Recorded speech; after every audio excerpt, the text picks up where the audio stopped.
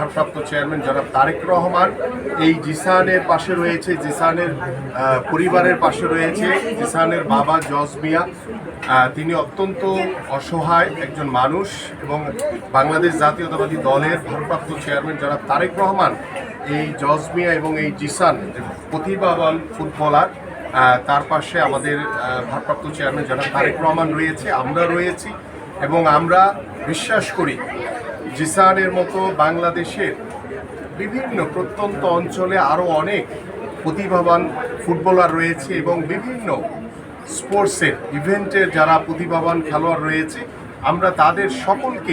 তাদের সকলের পাশেই আমরা দাঁড়াতে চাই। এবং আমরা আশা করি যে বাংলাদেশ জাতীয়তাবাদী দল বিএনপি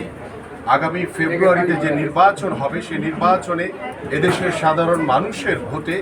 এদেশের সাধারণ জনগণের ভোটে নির্বাচিত হলে, সরকার গঠন করলে ইনশাল্লাহ এই জিসান, সোহান এবং রিয়াদের মতো প্রতিভাবান খেলোয়াড়, কিংবা আমাদের খুদে দাবারু মুনতাহার মতো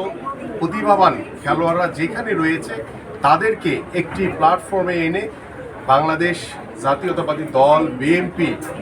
আল্লাহ যদি আমাদেরকে আগামী ফেব্রুয়ারিতে সরকার গঠন করার তৌফিক দান করে, ইনশাল্লাহ আমরা সরকারিভাবে